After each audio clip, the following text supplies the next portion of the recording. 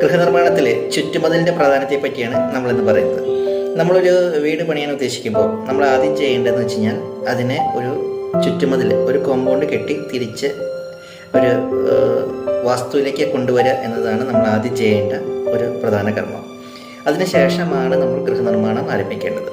കാരണം നമ്മൾ അങ്ങനെ ചെയ്തിട്ട് വേണം ചെയ്യുന്ന പറയുന്നത് കാരണം എന്ന് വെച്ച് കഴിഞ്ഞാൽ ചിലപ്പോൾ പലപ്പോഴും നമ്മുടെ തൊട്ടടുത്ത വീടുകളുടെ അവരുടെ പല അവശ്യ വസ്തുക്കളും നമുക്ക് അനാവശ്യ വസ്തുക്കൾ, അത് നമുക്ക് ദോഷമുണ്ടാക്കുന്ന സ്ഥലങ്ങളിലായിരിക്കും ഇരിക്കുന്നത്.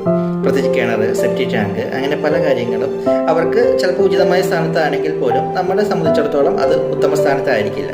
അതുപോലെ ചില വെച്ചാരാധനകൾ, അതായത് സർപ്പങ്ങൾ, അതുപോലെ ചില പ്രതിഷ്ഠകൾ, അങ്ങനെയുള്ള പല കാര്യങ്ങളൊക്കെ ചിലപ്പോൾ അടുത്ത ഭൂമിയിലുണ്ടാവാം.